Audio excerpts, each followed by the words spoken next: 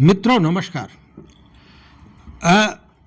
मुझे लगता है कि जो ज़मीनी समस्याएं हैं उन ज़मीनी समस्याओं को फंसाने में सबसे बड़ा अगर हाथ है तो विभागीय लोगों का है। मतलब सरकार का जो राजस्व कार्यालय है या निबंधन कार्यालय है या इससे जुड़ा हुआ ज़मीन से जुड़ा हुआ जो भी कार्यालय है उसका सबसे बड़ा हाथ है।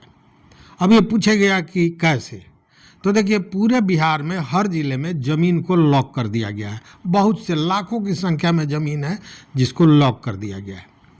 अब ये जो लॉक कर दिया गया तो सबसे पहले तो रैयतों को ये पता ही नहीं है कि आपका ज़मीन लॉक है या नहीं है। कारण यह है कि ज़मीनों को जो लॉक किया गया इसका कोई लिस्ट सार्वजनिक नहीं है।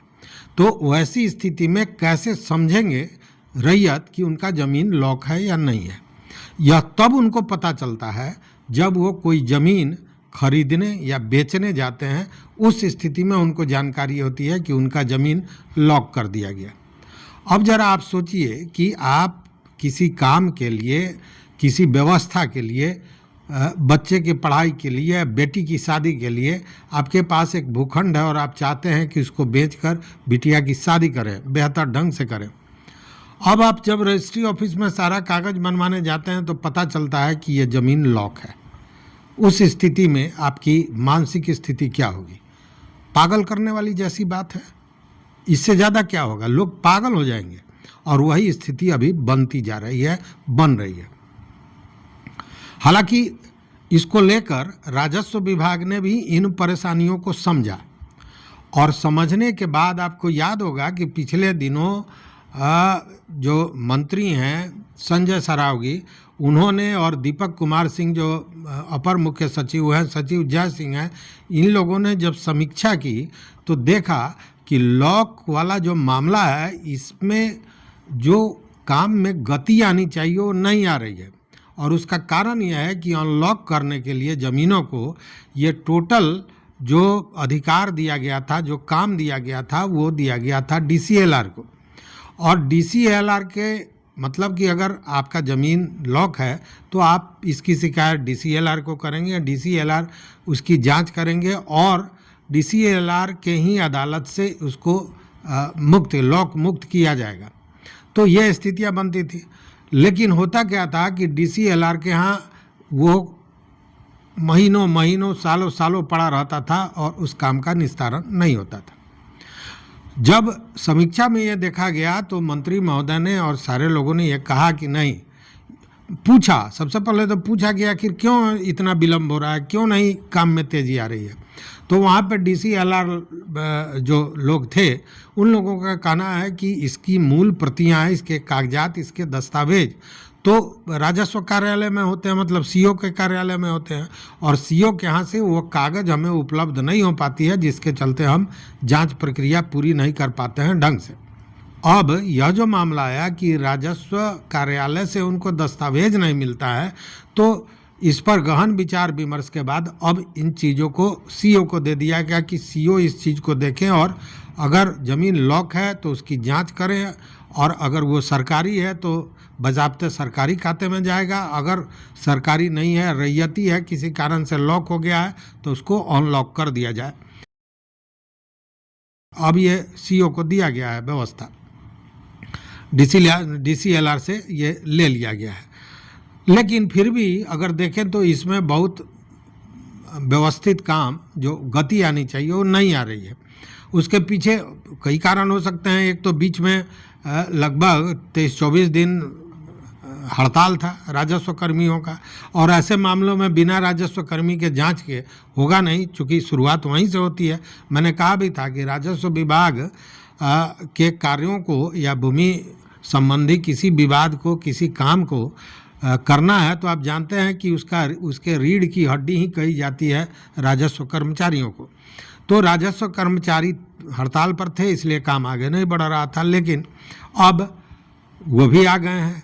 अब जैसे देखिए, अब समस्तीपुर की बात लें तो समस्तीपुर समस्तीपुर में 85,000 से ज़्यादा ज़मीन को लॉक रखा गया है और ये ज़मीन को लॉक कहाँ किया गया है, तो निबंधन विभाग में बजाबते इसकी एक सूची तैयार की गई है निबंधन विभाग में, समस्तीपुर के निबंधन कार्यालय में।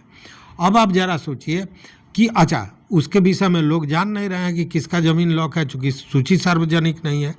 जब इस पर बात की जाती है तो पदाधिकारी कहते हैं कि आप जाकर सूची देख सकते हैं।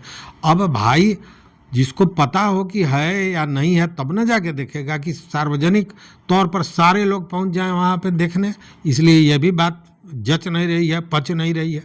खैर, तो यहाँ पे जो सूची बनाई गई है उसमें मांगा गया था विभागों से कि आप लोग का जो ज़मीन है, जो खाता खेसरा है, जिस पर कार्यालय है, जो सरकारी ज़मीन पर है, उसको भेजा जाए। तो जितने सरकारी विभाग थे, जो बोर्ड थे, जो अन्य संस्थान सरकारी हैं, उन लोगों ने अपना भेजा। अब सरकारी विभाग कितने संवेदनशील है इसी से अंदाज कीजिए कि जो ये लिस्ट आया इसमें सैकड़ों की संख्या में आम आदमी का ज़मीन भी चला गया है, मतलब सूची पूरी तरह गड़बड़ है। अब उसमें आम आदमी का जो रैयती ज़मीन है वह भी उस सूची में चला गया। अब जब वो लोग पहुंच रहे हैं ज़मीन बेचने या खरीदने, तब पता चल रहा है कि उनका मामला है। और सबसे बड़ी बात है कि जब पता चल ही गया और जब वो जा रहे हैं राजस्व विभाग में, तो राजस्व विभाग में इसकी जांच की प्रक्रिया जो तेज़ी में होनी चाहिए वो गति नहीं है। और उसके बाद कि अब मामला हो गया राजस्व विभाग और निबंधन विभाग का, तो इसके लिए वहाँ पे संयुक्त बैठक भी की गई। अब 9 मामले में 6 मामले, 4 मामले, 5 मामले निकल जा रहे हैं और फिर जांच में चला जा रहा है। तो अब इन लोगों की संयुक्त बैठक, यह भी एक टेढ़ी खीर है। कहने का मतलब है कि लोग परेशान हैं, उनकी रैयती ज़मीन को लॉक किया गया है। सबसे पहले कि जब सूची बनाई गई तो सूची बनाने के पूर्व ही इन चीज़ों को समझना चाहिए था, दुरुस्त करना चाहिए था कि इसमें केवल सरकारी ज़मीन है या रैयती ज़मीन को भी इंक्लूड कर दिया है। विभागों ने सूची भेजी और सीधे उसको लॉक कर दिया गया। यह तरीका सही नहीं है। अगर पहले ही इसकी जांच कर ली जाती तो ये जो हमारे रैयत दौड़ रहे हैं, भाग रहे हैं, चक्कर लगा रहे हैं कार्यालयों का, ये नौबत नहीं आती। लेकिन परेशानी है और चल रही है।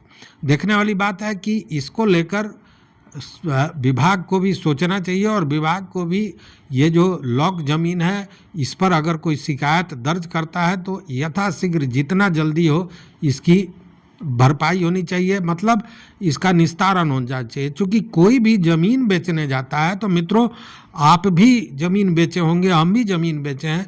ज़मीन कोई खुशी से नहीं बेचता है। जब कोई अति आवश्यक काम होता है जिसको पूरा करना होता है तभी ज़मीन बेचता है। क्योंकि आप और हम ज़मीन के दलाल नहीं हैं, भू माफिया नहीं है कि दूसरे का ज़मीन लिया और तीसरे को बेचा। हमारी जो ज़मीन है, जो पुरखों की ज़मीन है या हमारे गाढ़े कमाई से खरीदी गई ज़मीन है, उसको हम बेचते हैं तो समझिए एक तरह से कलेजा का टुकड़ा बेच रहे हैं। और वह तभी बेचते हैं जब अति आवश्यक काम होता है। और वैसे में जब वहाँ बेचने गए, उधर बिटिया के शादी का डेट फाइनल कर लिया और हुआ कि ज़मीन बेच के और ये कर लेते हैं, पता चला कि ज़मीन लॉक है। अब दौड़ रहे हैं कार्यालय में। मतलब ये स्थिति बहुत विभत्स है, खराब है। इसलिए विभाग को ये सोचना चाहिए कि इन मामलों को कितना जल्दी क्या उपाय करें कि तेज़ी से इस चीज़ों का निस्तारण हो। तो स्थिति यही बनी हुई है, देखते हैं आगे क्या होता है। क्योंकि यह एक परेशानी थी, मुझे लगा कि इस पर बात करना चाहिए आप मित्रों से, और ये बात जब होगी तभी विभाग के समक्ष भी जाएगी और विभाग इसके लिए और भी कार्रवाई करेगा। जैसे DCLR से इस मामले को CO तक दिया गया, कहीं ना कहीं विभाग भी चाहता है कि रैयतों को सुविधा सहूलियत मिले, लेकिन जो कार्य प्रणाली है उसमें सब कोई कहीं ना कहीं परेशान नजर आ रहा है। तो इस वीडियो में बस इतना ही मित्रों, देखते रहिए मत अभिमत। अगर चैनल पर नए हैं तो सब्सक्राइब कीजिए, लाइक कीजिए, दोस्तों के साथ शेयर कीजिए और अपना विचार जरूर दीजिए। बहुत बहुत धन्यवाद। जय हिंद।